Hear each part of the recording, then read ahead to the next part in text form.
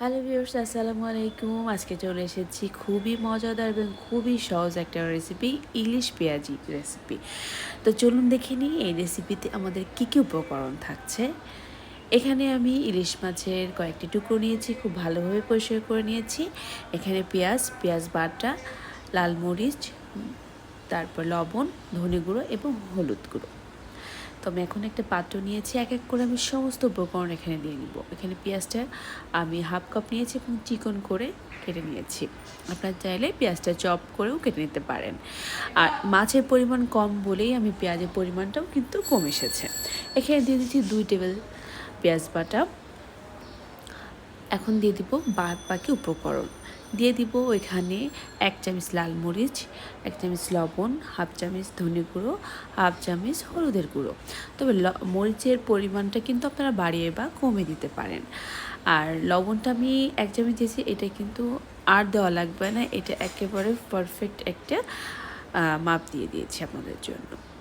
তো এটা খুব ভালোভাবে মিশিয়ে নিব। আমি এখানে তেল দিয়ে নিচ্ছি, এখানে 2 টেবিল চামচ। আর তেলটা একটু আমি ধাপে ধাপে দিব, একটু বুঝে শুনে দিতে হবে এবং বেশি হবেও না আবার কম হবে না, জাস্ট পরিমিত হবে। তো এটা খুব ভালোভাবে আমি মাখিয়ে নিচ্ছি, দেখতেই পাচ্ছেন এটা খুব ভালোভাবে মেখে নিতে হবে।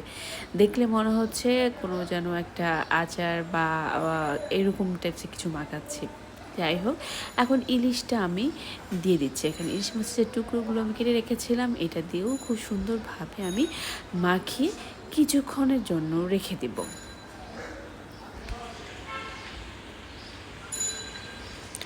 তো মাছটা দিয়েও আমি একটু মেখে নিচ্ছি, যাতে মাছের মধ্যে এই যে লবণ আর বাদবাকি যে মশলাগুলো দিয়েছি এটা খুব ভালোভাবে যেন মিশে যায়।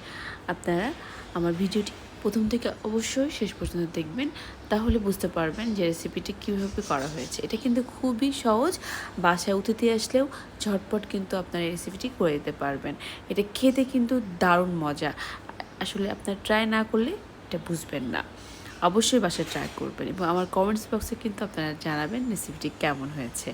ঠিক আছে, এটা এবার মাখিয়ে আমি কিছুক্ষণের জন্য একটু রেস্টে রেখে দেবো, খুব বেশি সময় আমি রাখবো না। তো এরপরের ধাপে আমি চলে যাব।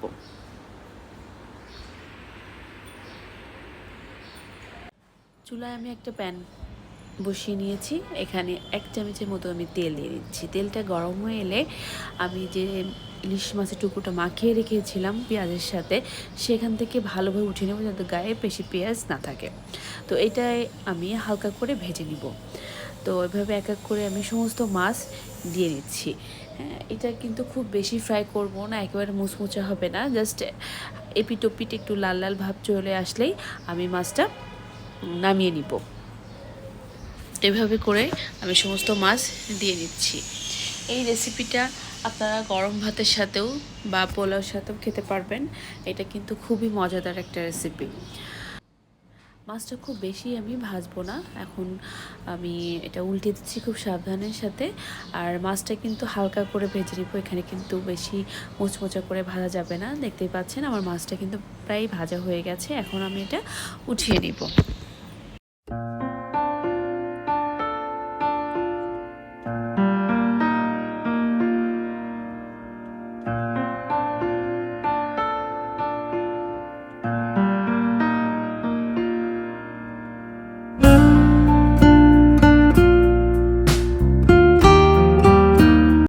আমি এখন যে পাত্রে মাছটা মাখিয়ে রেখেছিলাম, এখন পেঁয়াজগুলো এক সাইড করে এখানে আমি যে তেলের মধ্যে মাছটা ভেজে নিয়েছি সেই তেলটা কিন্তু এখানে আমি দিয়ে দিচ্ছি। তো এই তেলের মধ্যে একটু হালকা করে পেঁয়াজটা আমি এভাবে পিছিয়ে দিচ্ছি, তারপরে এখানে আমি আমার ভেজে রাখা মাছগুলো দিয়ে দিব। দিয়ে এক এক করে দিয়ে এর উপরে আবার পেঁয়াজগুলো আমি দিয়ে দিব।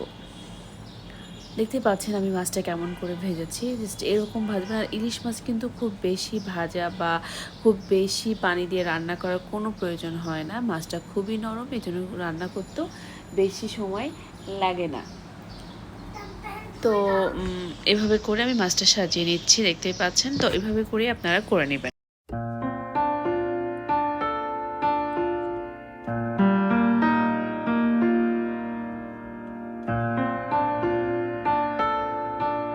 আমি এখন এই মিশ্রণের মধ্যে দিয়ে দিচ্ছি 3 টেবিল চামচ তেল। তেলটা কিন্তু ধাপে ধাপে দিতে হবে, আমি ফার্স্টে বলেছি। তো এই তেলটাই কিন্তু দিয়েই আমার রান্না হয়ে যাবে। তো এখানে অনেক বেশি তেলের কোনো প্রয়োজন নেই। তো দেখতে পাচ্ছেন তেল একটু বলক দেওয়া শুরু হয়েছে, আর এভাবে যখন তেলটা উপরে একটু ভাসা শুরু হবে তখনই আমি এখানে হাফ কাপ পানি দিয়ে নিব। আর মাছটা কিন্তু প্রায় সিদ্ধ হয়ে গেছে, এজন্য এখানে খুব বেশি পানির প্রয়োজন নেই। আর বেশি পানি দিয়ে দিলে কিন্তু মাছটা আসলে পানসে লাগে, খেতে ভালো লাগে না। তো এখন আমি হালকা একটু নাড়াচাড়া করে মাছটা আমি উল্টিয়ে দিব। আর এভাবে করে আমি আমার রান্নাটাই শেষ করে ফেলবো। এখানে মাছটা ঢাকবো না, ঢাকনা ছাড়াই আমি রান্না করব।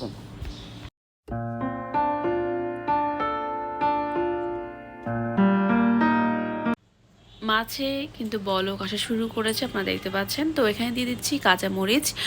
আর এই কাঁচামরিচটা যদি রান্না শেষের রান্না শেষের 5 মিনিট আগে দেওয়া যায় তাহলে কিন্তু খুবই ভালো হয়। যখন আপনারা এটা ভাতের সাথে চটকিয়ে খাবেন, এটা খেতে কিন্তু খুবই ভালো লাগে। কাঁচামরিচের সুন্দর এটা ঘ্রাণ আসে, যেটা আমার খুব পছন্দ। তো আপনারা চাইলে এইভাবে না দিয়ে আপনাদের ইচ্ছা মতো আপনারা দিতে পারেন। তো এই মাছের কিন্তু খুব বেশি ঝোল থাকবে না, এটা কিন্তু মাখা মাখা থাকবে, কারণ এর নামই কিন্তু হয়েছে ইলিশ পেঁয়াজ। তো দেখতে পাচ্ছেন খুব সুন্দর একটা কালার আসতে শুরু করেছে এবং খুবই সুন্দর একটা ঘ্রাণ আসছে। আর তেল কিন্তু এরকমই থাকবে, এখানে কিন্তু আমি বলেই দিয়েছি খুব বেশি তেল দেওয়ার কোনো দরকার নেই। তো আমার রান্না অলমোস্ট ডান। তো এখন চলে যাব পরিবেশনে। তো আশা করি আমার এই রান্নাটা আপনাদের ভালো লেগেছে। আর ঝটপট অতিথি আপ্যায়নে আপনারা এটা পরিবেশন করতে পারেন, সাদা ভাতের সাথেও কিন্তু এটা খুবই ভালো যাবে এবং পোলাওর সাথে তো যাবেই। তো আর পাশে থাকা এই যে বেল আইকনটা আপনারা বাজিয়ে দিবেন, তাহলে কি হবে যে আমার যে চ্যানেলে আমি নতুন নতুন যে রেসিপি আপলোড করি আপনারা কিন্তু সাথে সাথে নোটিফিকেশানটা পেয়ে যাবেন। তো অবশ্যই আমার চ্যানেলকে সাবস্ক্রাইব করবেন, আর যারা এখনও আমার চ্যানেলকে সাবস্ক্রাইব করেনি অবশ্যই চ্যানেলকে সাবস্ক্রাইব করবেন। তো সবাই ভালো থাকবেন, সুস্থ থাকবেন, আল্লাহ হাফেজ।